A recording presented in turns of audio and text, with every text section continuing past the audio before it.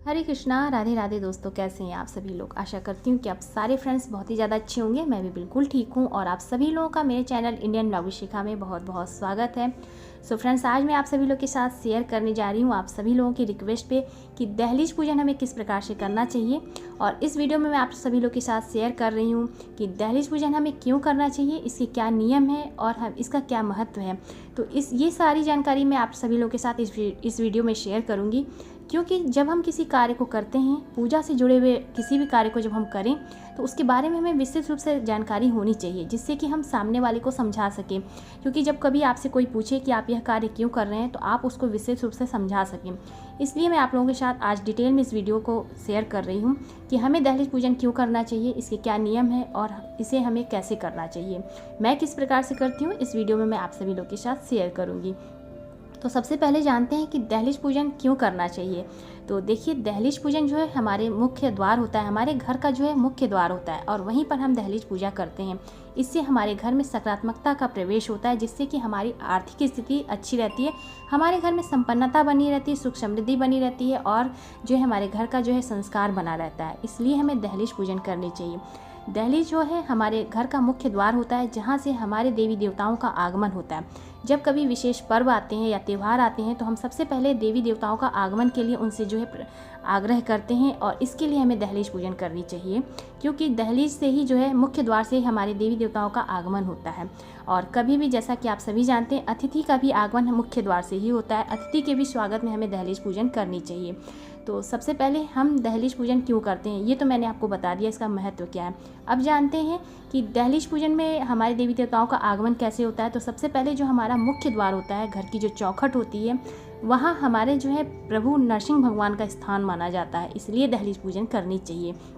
जैसा कि हम सभी जानते हैं, भगवान नरसिंह भगवान का जो स्थान है, वहाँ पर भगवान प्रहलाद को बचाने के लिए, अपने भक्त प्रहलाद की रक्षा के लिए जो है प्रभु ने दहलीज पर ही बैठ के हिरण्यकश्यप का वध किया था और यह स्थान भगवान नरसिंह का माना जाता है। इसलिए दहलीज पूजन करनी चाहिए। यहीं से माता लक्ष्मी का आगमन होता है। संध्या के समय माँ लक्ष्मी अलक्ष्मी के साथ हमेशा भ्रमण के लिए निकलती हैं और सुबह में भी हमेशा अलक्ष्मी के साथ ही भ्रमण पे निकलती हैं। जिसके घर का मुख्य द्वार साफ सुथरा होता है, इस तरह से पूजन हुआ रहता है, दीपक प्रज्वलित रहता है, वातावरण जो है सुगंधित बना रहता है, वहाँ पर माता लक्ष्मी का आगमन होता है और वहाँ से अलक्ष्मी जो है हमेशा के लिए वापस चली जाती हैं। जिसका मुख्य द्वार गंदा रहता है, जहाँ पर गंदगी वास करती है, वहाँ माता अलक्ष्मी का जो है निवास स्थान माना जाता है। इसलिए हमें मुख्य द्वार की पूजा करनी चाहिए। यहीं से जो है सुबह में प्रातःकाल जो है, जब ब्रह्म मुहूर्त का समय होता है, उस समय भगवान शिव माँ पार्वती के साथ जो है भ्रमण के लिए निकलते हैं। इसलिए जो है हमें मुख्य द्वार को जो है अच्छे से साफ सफाई करके पूजा करनी चाहिए। दहलीज पूजन का जो है बहुत ही अधिक महत्व होता है और यह पूजन जब आप करेंगे तब आपको इसका जो है अनुभव प्राप्त होगा। तो मैं किस प्रकार से करती हूँ, इस वीडियो में मैं आप सभी लोग के साथ शेयर करने जा रही हूँ। और यह पूजा जो है आज से नहीं, कालांतर से चला आ रहा है। जैसे कि बहुत पहले पूर्व में, जैसा कि आप लोगों ने देखा होगी, हमारी दादी नानी जो थी पहले के समय में इस तरह से दहलीज पूजन किया करती थी। आज का समय बदल गया है, लोग चौखट नहीं बनवा रहे हैं। जैसा कि आप यहाँ पर भी देख सकते हैं, हमारे यहाँ चौखट नहीं है, लेकिन अगर हो सके तो लकड़ी का चौखट जरूर लगवाना चाहिए। मुख्य द्वार हमेशा लकड़ी का होना चाहिए, इस बात का विशेष ध्यान देना चाहिए। तो आजकल जो शहर में है इस तरह से बन जाते हैं, टाइल्स वगैरह मार्बल लगे रहते हैं, तो वहाँ हम पूजन किस प्रकार से करें। तो ऐसे में आप गाय के गोबर तो लीप नहीं सकते, कच्चा घर है तो गाय के गोबर से भी आप लीप सकते हैं, शुद्ध कर सकते हैं और उसके बाद पूजन अपनी प्रारंभ कर सकते हैं। तो देखिए, इसकी कोई चिंता करने की आवश्यकता नहीं है। अगर आपका मुख्य द्वार इस तरह से है तो आप वहाँ पर गोबर आपको उपलब्ध नहीं है, तो आप केवल इस तरह से हल्दी का लेपन कर सकते हैं। जैसा कि आप यहाँ पर देख सकते हैं वीडियो में, मैंने हल्दी, गंगाजल में जो है हल्दी मिलाया और यहाँ पर जो है इस तरह से हल्का सा लीप लिया है और इसके बाद वहाँ पर मैंने दहलीज पूजन की है। अब बात करते हैं दहलीज पूजन हमें किस समय करना चाहिए। तो देखिए, संध्या के समय हमें करना चाहिए। जब गोधूली की वेला हो उस समय हमें दहलीज पूजन करनी चाहिए। सुबह हो सके तो सूर्योदय से पहले हमें जो है दहलीज पूजन कर लेनी चाहिए, क्योंकि सूर्योदय से पूर्व ही हमें जो है दीपक प्रज्वलित करना चाहिए। इस बात का ध्यान रखते हुए हमें सूर्योदय से पहले अपनी दहलीज पूजन कर लेनी चाहिए। तो मेरे वीडियो में आपको दोनों ही समय अंधेरा दिखेगा, क्योंकि मैं शाम के समय भी पूजा करती हूँ और जब सुबह में करती हूँ तो सूर्योदय से पहले 5 बजे के करीब मेरे जो है दहलीज पूजन हो जाती है। तो इसलिए जो है यहाँ पर थोड़ा सा आपको अंधेरा दिखेगा। और जब हम कभी विशेष पर्व त्यौहार पर पूजा करते हैं तो विशेष इस तरह से जो है हमें करनी चाहिए। नहीं तो आप रंगोली वगैरह भी बना के कर सकते हैं। तो बस इस तरह से हल्दी से लेप करके आप जो है अपनी दहलीज की पूजन कर सकते हैं। तो अब बात करते हैं, देखिए अभी ठंड का समय है तो मैं इस तरह से कर लेती हूँ, जैसे कि मैंने अपने जो है कमरे में ही इस तरह से दीपक प्रज्वलित कर लिया है। थोड़े से पुष्प हम ले लेंगे, क्योंकि ठंड के समय में इतना थोड़ा सा समय नहीं रहता है कि हम बाहर बैठ के ठंड में जो है रंगोली वगैरह तैयार करें। तो आप जब कभी विशेष त्यौहार आए तो आप उस समय हल्दी का लेप करके, जिस तरह से मैंने अभी आपको दिखाया उस तरह से भी आप पूजा कर सकते हैं। तो अभी जो है ठंड का समय है तो मैं इसी तरह से कर रही हूँ, और जैसा कि मैंने आप लोगों के साथ पहले भी शेयर किया, तो देखिए मैंने मुख्य द्वार की साफ़ सफाई कर ली है। और इस तरह से एक जो है पात्र में दीपक हमें रखना, कभी भी हमें दीपक ज़मीन में डायरेक्ट नहीं रखना है, धूप जरूर से प्रज्वलित करें। और देखिए ये हमारा जो है मुख्य द्वार है, मैं इस तरह से जो है बाहर की तरफ साफ़ सफाई करने के बाद देखिए आपको दिख सकता है यहाँ पर ये सुबह की पूजा है, अंधेरा का है, एकदम अंधेरे के समय मैं इस तरह से पूजा कर रही हूँ। बाहर भी मैं दिखा दूँ, थोड़ी सी साफ़ सफाई मैंने की है। और हमेशा मुख्य द्वार को पहले आप जब सुबह सो के उठें तो वहाँ पर थोड़ा सा पानी का छिड़काव ज़रूर से करें। तो यहाँ पर मैं जो है थोड़ी सी धुलाई कर देती हूँ, अगर हो सके तो आप धुल सकते हैं, नहीं तो आप थोड़ा सा पानी का छिड़काव भी कर सकते हैं। देखिए सुबह के 4:53 हो रहे हैं और मेरी दहलीज पूजन जो है इस प्रकार से मैंने किया है। तो इस तरह से आप जो है सुबह के समय दहलीज पूजन कर सकते हैं। विशेष जब कभी पर्व त्यौहार आए तो आप बढ़िया सा रंगोली बना लें। तो देखिए ये भी मैं आपको त्यौहार के समय दिखा रही हूँ, जब एकादशी आती है या कभी विशेष दीपावली, नवरात्र आदि आते हैं, उस समय हमें इस तरह से मुख्य द्वार पर 2 दीपक प्रज्वलित करने चाहिए। आम के पल्लों का जरूर से, अशोक के पल्लों, आम के पल्लों से आप वन दरबार लगा सकते हैं। एकादशी हो, हर एकादशी पे आप इस तरह से मुख्य द्वार पे आप स्वस्तिक का निर्माण कर सकते हैं। मैं यहाँ पे दिखा दूँ तो मैंने अपने मुख्य द्वार पे दोनों तरफ इस तरह से स्वस्तिक बनाया है। यहाँ पे भी आप देख सकते हैं, मैं हमेशा इस तरह से गाय के जो है गोबर से भी बना देती हूँ, नहीं है तो आप हल्दी रोली से भी आप इस तरह से स्वस्तिक बना सकते हैं। यहाँ पे आपको मैं दिखा दूँ तो मैंने इस तरह से तोरण भी लगाया है। ये सब हमारा मुख्य द्वार का पूजा होता है, जब माँ लक्ष्मी का आगमन होता है या जब हम नवरात्र की पूजा करते हैं उस समय इस तरह से आप रंगोली बना के पूजा करें, विशेष थोड़ा सा सुंदरता के साथ आप पूजा कर सकते हैं। देखिए यहाँ पर मैंने माँ लक्ष्मी का जो है चरण बनाया है, चरण बना के भी आप इस तरह से जो है पूजा कर सकते हैं। तो सबसे पहले आप मुख्य द्वार को साफ सफाई कर लें, इसके बाद आप यहाँ पर रंगोली बना के इस तरह से फूल अक्षत के साथ जो है दीपक प्रज्वलित कर सकते हैं। मैंने जो है आप लोगों के साथ विशेष जो है पूजा की विधि शेयर की है। तो देखिए मुख्य द्वार हमेशा खोल के रखें, सुबह के समय और शाम के समय इस तरह से पूजन करने के बाद थोड़ी देर के लिए आप अपना मुख्य द्वार खोल के रख सकते हैं। तो चलिए अब चलते हैं संध्या की पूजा हम किस प्रकार से करते हैं। तो देखिए शाम के समय जो है मैं इस तरह से एक प्लेट ले लेती हूँ, उसमें मैं इस तरह से स्वस्तिक बना लेती हूँ। देखिए जब भी हम मुख्य द्वार पे स्वस्तिक बनाते हैं तो इस बात का विशेष ध्यान दें कि कहीं वो गंदगी में ना चला जाए। जैसे कि जब हम द्वार को सफाई करते हैं या धुलते हैं तो हो सकता है कि यह रोली जो है धूल के नाली में भी बह सकता है या किसी के पैर पड़ सकता है। तो इस तरह से आप प्लेट में ले लें, और प्लेट में जब आप इस तरह से पूजन करेंगे तो आपकी जो है रोली या स्वस्तिक जो बना हुआ है उसे आप क्या करें, जब अगले दिन जब ये प्लेट उठाएंगे तो उसमें थोड़ा सा पानी डाल के धुल के किसी पौधे में डाल दें।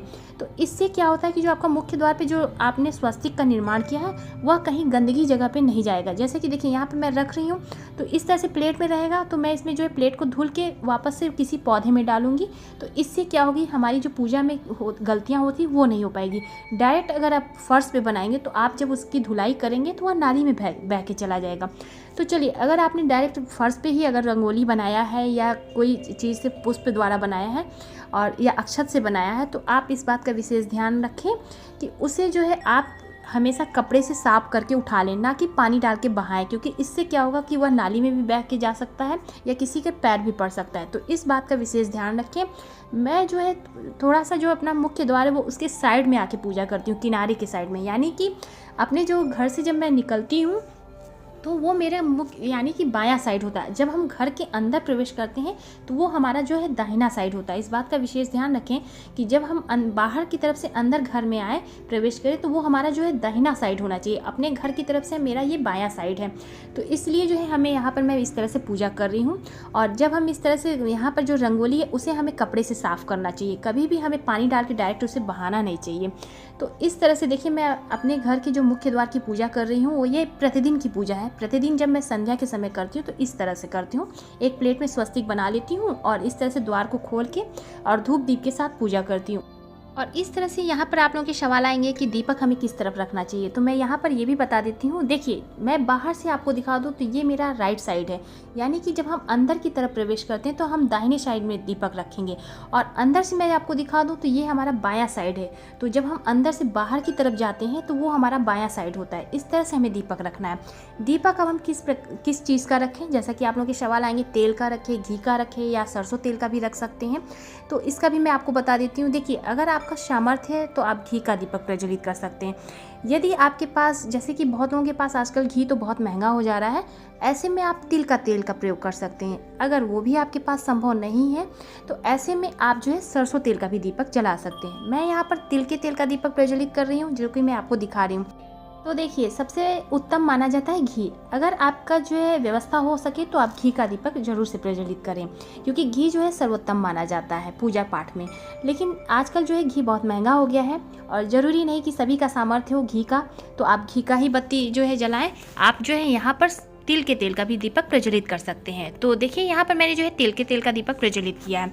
अगर वो भी व्यवस्था नहीं हो पा रही है, जैसे कि होता है ना कि बहुत लोग कि हाँ घी है, सरसों का तेल है, तिल का तेल नहीं लिए हैं, तो ऐसे में हो सके तो आप तिल का तेल अपने घर में ले आए और तिल के तेल से आप अपने मंदिर में भी पूजा कर सकते हैं, अपने आप मुख्य द्वार की भी पूजा कर सकते हैं।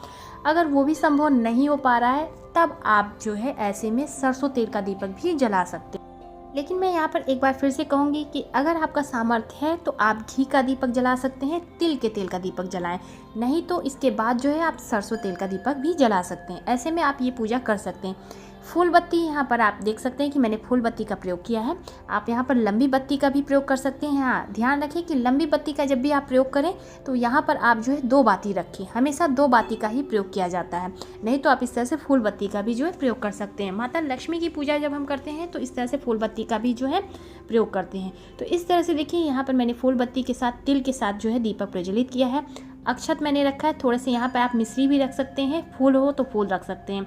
तो इस तरह से जो है आप मुख्य द्वार की पूजा बहुत ही सरलता के साथ कर सकते हैं। मैं किस तरह से करती हूँ मैंने वो आप सभी लोगों के साथ शेयर किया है।